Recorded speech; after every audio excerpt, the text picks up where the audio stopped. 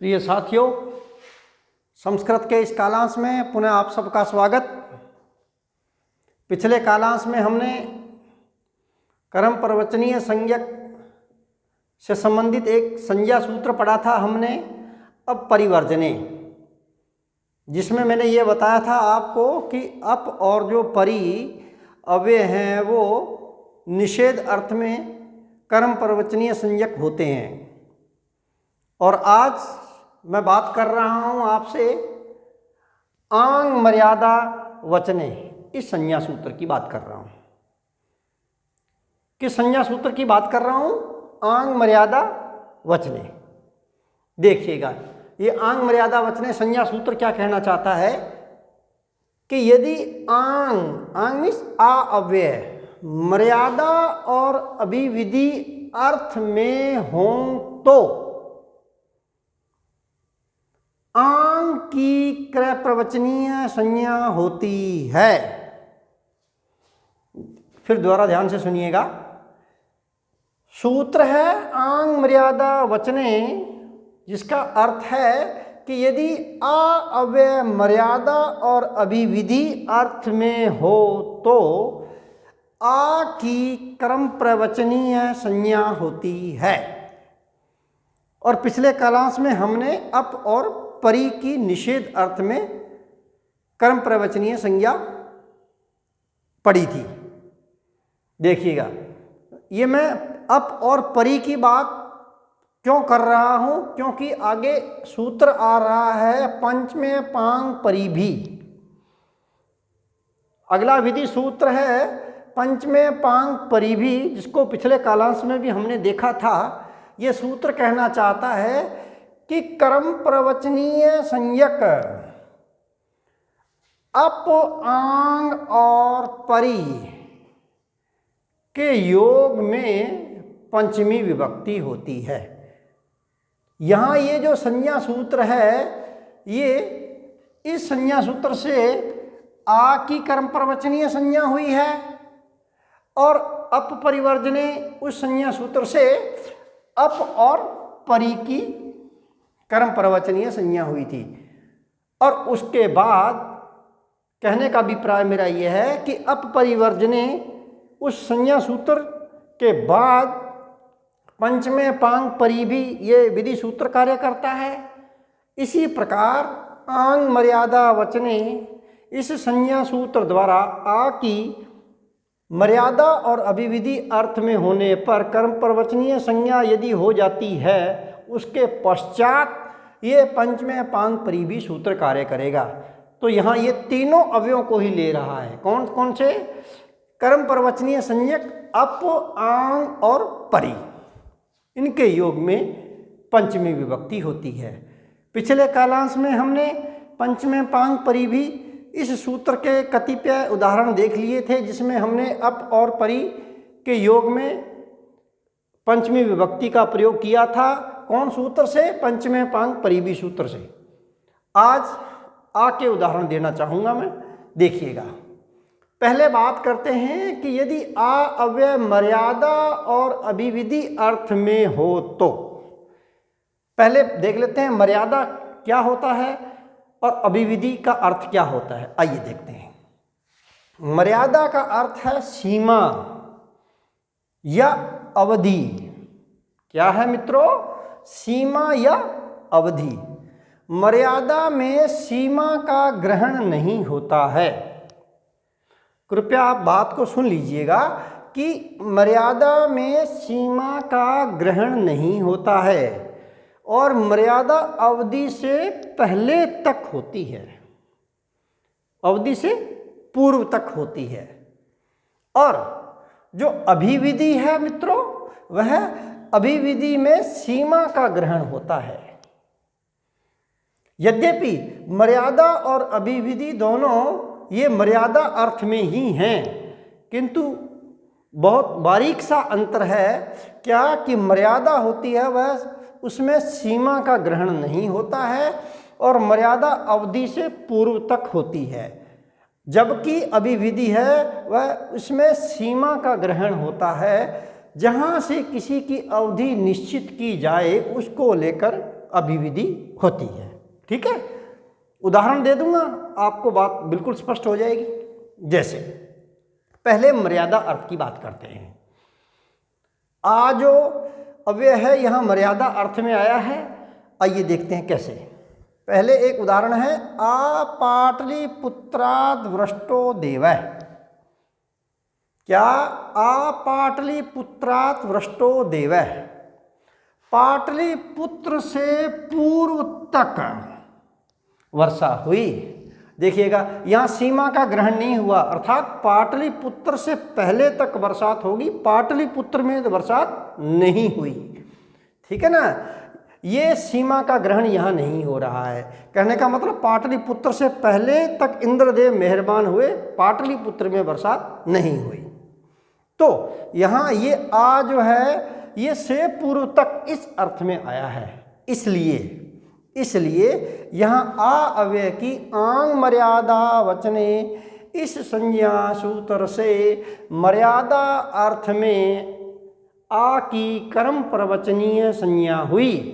कर्म प्रवचनीय संज्ञा होने के बाद पंचमे पांग परी भी इस विधि सूत्र द्वारा कर्म प्रवचनीय संज्ञक आ की के योग में पाटलिपुत्र शब्द से पंचमी विभक्ति हो गई, तो बन गया पाटलिपुत्राद।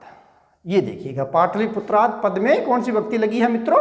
पंचमी विभक्ति लगी हुई है। और वाक्य बन गया आ पाटलिपुत्रात वृष्टो देवः। और हिंदी अर्थ बना पाटलिपुत्र से पूर्व तक बरसात हो गई। इसी प्रकार से एक दूसरा उदाहरण है, अविंध्यात उत्तरापथः। क्या? अविंध्यात उत्तरापथः। विंध्य को छोड़कर उत्तरापथ है। विंध्य को छोड़कर उत्तरापथ है। ये देखिए, को छोड़ करके, ये देखिएगा, है ना, यहाँ ये जो है ये इस सीमा का ग्रहण नहीं हो रहा है। कहने का मतलब है विंध्य को की सीमा को ग्रहण नहीं करना है। विंध्य से ठीक पहले तक उत्तरापथ की सीमा है, वह उत्तरापथ का क्षेत्र है, और उसके बाद विंध्य का क्षेत्र आता है। तो यहाँ ये जो आ है ये यहाँ मर्यादा अर्थ में आया है, और यह सीमा का ग्रहण यहाँ नहीं हो रहा है। ठीक है ना, इसलिए इस आ की आंग मर्यादा वचने इस संज्ञा सूत्र से मर्यादा अर्थ में कर्म प्रवचनीय संज्ञा हुई। कर्म प्रवचनीय संज्ञा होने के बाद पंचमे पांग परी भी इस सूत्र द्वारा आ के योग में विंध्य शब्द के साथ पंचमी विभक्ति हो गई और विंध्यात पद बन गया।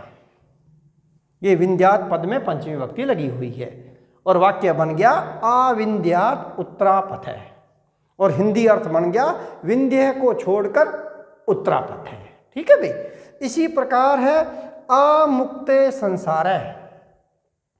मुक्ति से पूर्व संसार है। जब तक व्यक्ति की मुक्ति नहीं होती है तब उससे पहले तक जन्म मरण का बंधन है, सांसारिक बंधन है, जब तक मुक्ति नहीं होती है। तो से पहले तक ये सीमा का ग्रहण नहीं होना। ठीक है ना।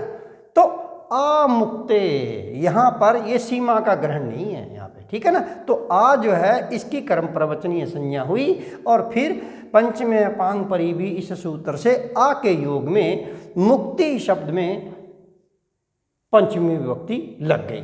तो मुक्ति का पंचमी विभक्ति का एक वचन होता है मित्रों मुक्ते। मुक्ते पद में पंचमी लगी हुई है, और वाक्य बना अमुक्ते संसार है, जिसका हिंदी अर्थ है कि मुक्ति से पूर्व संसार है। ठीक है ना। मुक्ति जो है इससे पहले संसार है। ये अवधि है कि जब तक आप लोगों की मुक्ति नहीं होती है तब तक संसार ही संसार है, सांसारिक बंधन ही बंधन है। इसी प्रकार से अप्रयागात वृष्टो देवः। क्या? अप्रयागात वृष्टो देवः, प्रयाग से पूर्व तक वर्षा हुई। कहने का अभिप्राय ये है कि प्रयाग से पहले तो वर्षा होगी, प्रयाग के अंदर बरसात नहीं हुई। ये यहाँ सीमा का ग्रहण नहीं किया उसने। ठीक है ना। तो ये जो आ है, ये यहाँ आए मर्यादा अर्थ में सीमा का ग्रहण नहीं कर रहा है। प्रयाग में तो बरसात नहीं हुई ना, इसलिए यहाँ आ की आंग मर्यादा वचने इस संज्ञा सूत्र से कर्म प्रवचनीय संज्ञा हुई, और कर्म प्रवचनीय संज्ञा होने के पश्चात पंचमे पांग परी भी इस सूत्र द्वारा प्रयाग शब्द के साथ पंचमी विभक्ति का प्रयोग हो गया, तो बन गया प्रयागात।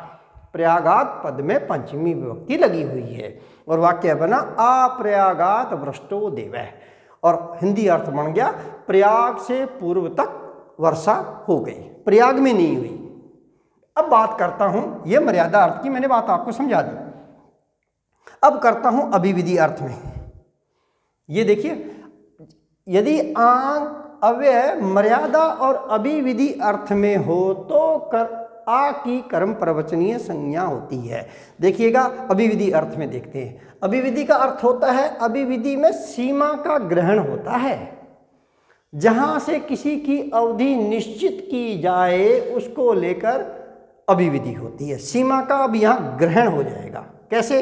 उदाहरण देखिएगा, आ पाटलिपुत्राद वृष्टो देवः, यहां था पूर्व तक वर्षा, यही वाक्य को मैंने दोबारा ले लिया है और इसका अर्थ निकला पाटलिपुत्र में भी वर्षा हुई। पाटलिपुत्र से पहले भी वर्षा हुई और पाटलिपुत्र में भी वर्षा हुई। तो यहाँ पर जो ये आ है, यहाँ पर ये आ जो अव्यय है, ये मर्यादा अर्थ में सीमा का ग्रहण कर रहा है कि पाटलिपुत्र के अंदर भी बरसात हो गई।